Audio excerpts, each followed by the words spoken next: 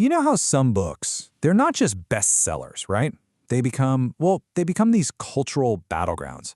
Today, we're going to dive into one of those books and the ancient philosophy that's been dragged, kicking and screaming, into a full-on modern-day brawl. All right, so let's get right into it. The book in the hot seat is Mark Manson's The Subtle Art of Not Giving a Fuck. And when I say the reaction to it is intense, I mean intense. It's this massive phenomenon that has a ton of people scratching their heads and basically asking the same question. And this comment right here from a user on Reddit just perfectly captures the whole mystery. I mean, for millions of people, especially younger folks, this book was a total game changer. It was like, finally someone was giving them practical, relatable advice that they just weren't getting anywhere else.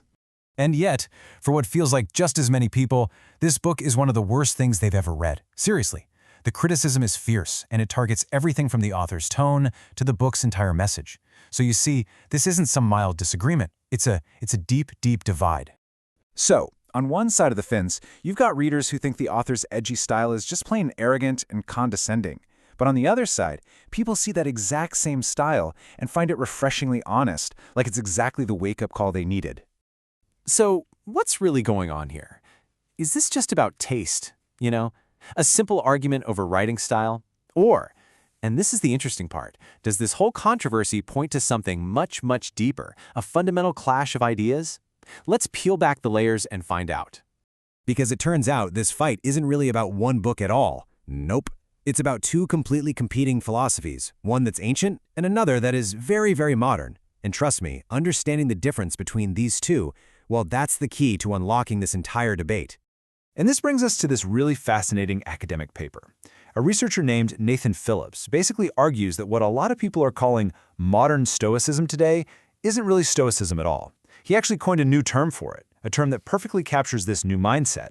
He calls it dollar Stoicism. You know, Stoicism with a dollar. So what exactly is Stoicism? Well, think of it like this. It's a mindset that kind of cherry-picks some of the tools from classical Stoicism, you know, things like resilience and mental toughness. But, and this is the crucial part, it uses those tools to chase external goals. Things like more money, a higher social status, a killer career. It's all about conquering the outside world. Classical Stoicism, on the other hand, is pretty much the polar opposite. Its focus is completely 100% internal. The goal isn't to go out and conquer the world, it's to build up your own inner moral character, your virtue, and to learn how to calmly accept the things that are completely out of your control. And right there, that's the core conflict. It all boils down to this one question. Are you using these philosophical tools to change your circumstances or to change yourself? That single difference, man, it creates two totally different paths in life. And it perfectly explains why the same piece of advice can feel so liberating to one person and just deeply wrong to another. All right, first up, let's look at how each of these two philosophies deals with adversity. You know, the challenges and setbacks that life inevitably throws at all of us.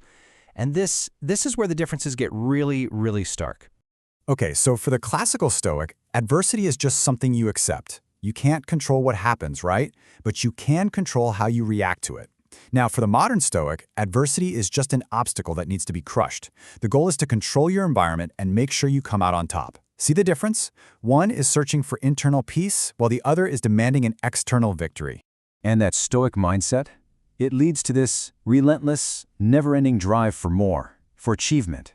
It's a constant grind. But the classical Stoic, as this quote points out so well, is all about finding balance. So you end up with one philosophy that basically fuels today's hustle culture, and another that aims for a life of calm and, well, equanimity.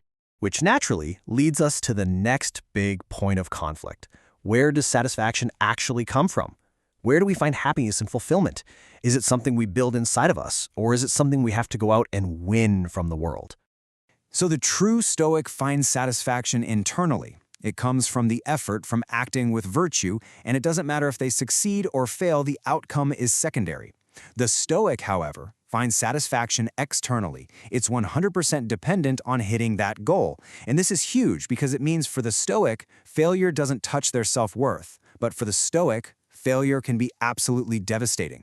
To a classical Stoic, things like wealth, health, and social status, they call these preferred indifference. It's a cool term.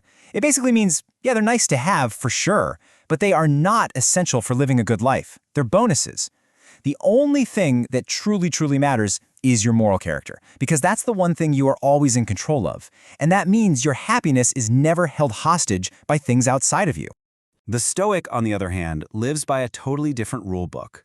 And this quote just nails it. The hidden message is always, I'll be happy when I achieve X.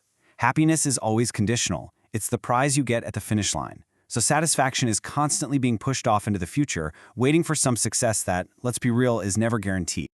Okay, so if this modern, goal-driven stoicism is so different, why is it so unbelievably popular?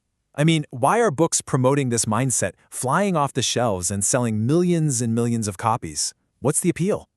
Well, the appeal of a book like Mark Manson's, and Stoicism in general, is that it's not really about being indifferent to everything. That's a common misconception. It's actually a very practical, hands-on strategy for prioritizing. I mean, think about it. We live in a world with a million distractions. This philosophy gives people permission to say no and to focus their very limited time and energy on the things they consciously decide are important. And the core message is really powerful because it's so simple. It's basically, step 1, accept that life is going to have some suffering. Step 2, stop chasing this idea of being happy all the time. And step 3, consciously choose which problems you're actually willing to deal with. It totally reframes life. It's not about a quest for happiness anymore. It's about picking which battles are worth fighting. Which brings us back to another brilliant insight from that Reddit thread we started with. And it's this: the value of any self-help book, or any philosophy for that matter, isn't universal. A message that sounds really simplistic or even arrogant to one person can be absolutely life-changing for someone else. It all depends on where you are in your life. I mean, just think about it. If you're 23, maybe you feel a little lost, a little overwhelmed by everything. A deep, complex, ancient philosophy about accepting your fate might not be what you need right now.